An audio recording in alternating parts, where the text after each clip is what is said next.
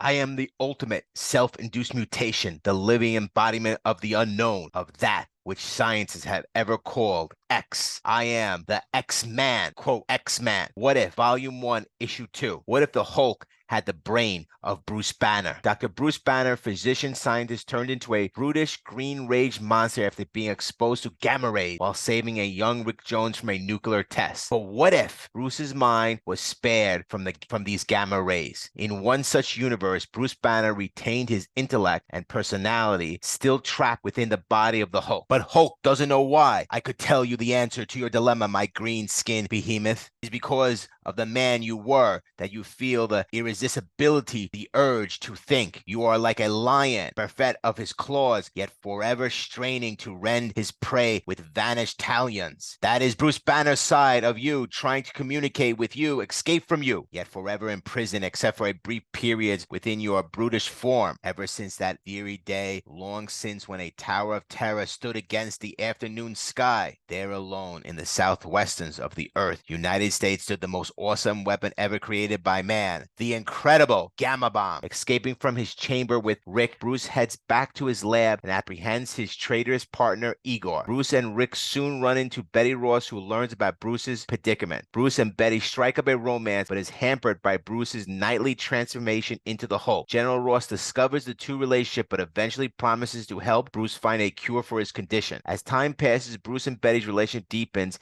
and the two become married, with few knowing about Bruce's secret. The Fantastic Four eventually reach out to Bruce, hoping to use the gamma radiation emitted from the Hulk to transform Ben Grimm back to normal. The experiment is a success, and with Ben no longer being the Thing, the Fantastic Four soon go their separate ways. Bruce is eventually tapped to help Reed Richards in his research, eventually attracting the attention of Charles Xavier. Together, the three focus their efforts on scientific advancements instead of superheroics. Say no more, sir. With Dr. Banner's permission, welcome aboard. I hope that together, the three of us will be able to accomplish scientific wonders. I'm sure we shall. That all changes when Galactus arrives in Manhattan, planning on devouring the Earth. Powerless against his might, Bruce, Reed, and Xavier use a device called the Psychotron to merge themselves into a single entity, X-Man. My journey is ended. This planet shall sustain me until it has been drained of all elemental life. So speaks Galactus. Galactus? Never heard of him, but that gigantic vessel behind him,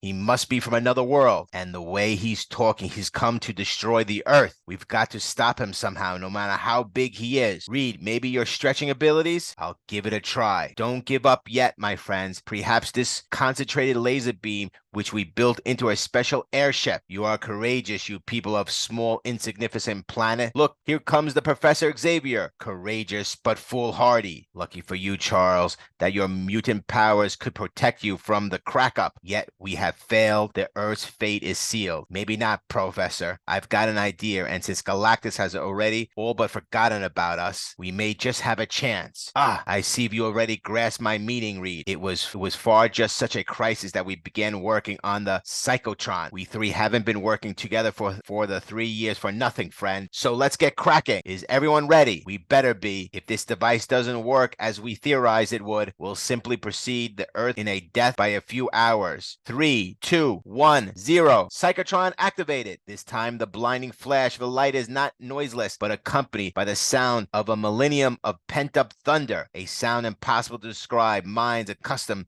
to lesser phenomenon. And when at length the smoke begins to clear, something stirs within the wreckage and the rubble, something vaguely human in the form, yet larger, more ominous somehow. In short, something far more than merely human. So it worked. The Psychotron allowed Reed Richards, Bruce Banner, and Charles Xavier to link up their powerful brains, merge them mentally, physically into one huge, super-powered entity. The three men do not exist any longer. Their personalities and beings totally submerged into mine. I am the ultimate self-induced mutation, the living embodiment of unknown, of which scientists have ever called X. I am the X-Man. Holy Hannah, I'm glad I made the glass stay back while I investigated the blow-up. That glowing gold-sim creep must be 12 feet tall. Out of the way. Look, pal, don't know who you are or what you've done with Reed and the rest, but just in case you're in league with that even bigger bozo, the view screen show on the roof. You're staying put till I find the guys. Foolish human, you cannot be allowed to stand in the path of the X-Man. No no matter what befalls you. I have no more time to waste. Before I completely forget my human origins, perhaps even predestined mission, I must go to fight the one I was created to fight, Galactus. Then the primitives of the world have not given up hope. The Institute for Survival still lives in them. I've little more in common with the humans of Earth than you do, yet my every thought impulse tells me I must strive to defeat you, and defeat you I shall. Unbelievably, your mental force coming at me in a vast, invisible ways is nearly the equal of my own. Never in countless worlds have I encountered such a threat. The self-named X-Man says no more, yet furies of Grimm's concentration of his golden brow as he stands in determination opposition of the world devourer. Again and again, Galactus hurls his own psychic assault against the newcomer, only to meet the stubborn energy destroying resistance, until suddenly, no! I cannot go. It would take months, perhaps years, to defeat you this way. And by then I would have depleted my energy to stand at the mercy of the planet inhabitants. On your world, Galactus was defeated by the ultimate nullifier, which I, in oath-breaking concern, placed in the hands of the Fantastic Four.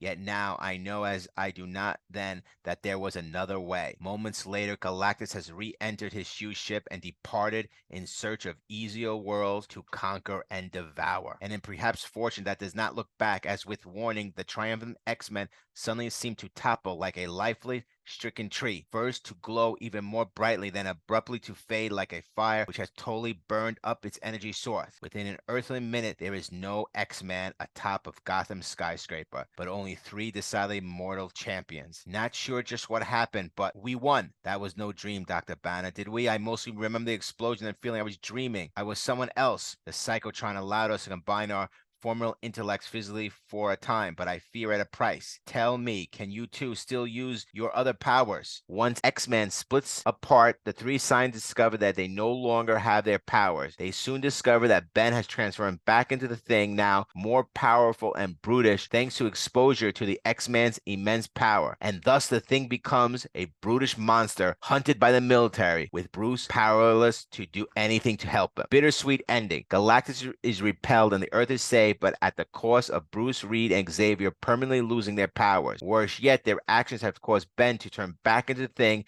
and turned him into the monster the Hulk was in the original timeline. Notes: 11th hour superpower. For most of the story, Bruce's transformations are triggered by the sun going down, just like in the early issues of the series. However, once Galactus invades, that's what finally causes Bruce's anger to trigger his transformation shortly before he loses his powers for good. Ben Grimm is cured of his condition that turned him into the Thing thanks to Bruce and Reed using the gamma rays emitted by the Hulk. Ben remains human for a good while until an exposure to the gamma rays from X-Men mutate him into a more monstrous version of the Thing. Bruce, Reed, and Xavier all end up permanently losing their powers after being briefly merged together as X-Men. For one of a nail, the Avengers and X-Men never form because of Bruce keeping his intelligence as the Hulk, while the Fantastic Four eventually break up once Ben is turned back into a human. Bruce Banner, Reed Richards, and Charles Xavier merge their bodies and minds together to form X-Man, a being so powerful it's capable of driving Galactus away from Earth. Bruce and Betty have a happy domestic life free from the problems the Hulk would normally bring. Having your husband turn big and green at night is far from the biggest problem in the world after all. Thanks to the power emitted during their experiments, Bruce, Reed, and Xavier accidentally end up attracting Galactus to Earth much earlier than in the original timeline. When the 3 scientists merge to become X-Man, they swap aside Ben Grimm so they confront Galactus. The exposure to X-Man ends up mutating Ben, transforming him into a more Hulk-like version of the Thing. Sue states Bloomingdale's gives a special discount to superhero wives. Utah learns that there is another way to defeat Galactus instead of giving up the ultimate nullifier. The principal scenario of the Hulk being massive green skin and incredibly strong while keeping Dr. Banner's memories, personality, and intellect was explored in the mainstream continuity, the MCU, and several other realities after this comic was first published. Banner, under this state, is usually called, officially or otherwise, Professor Hulk. Next issue, What If? Volume 1, Issue 3. What if the Avengers had never been?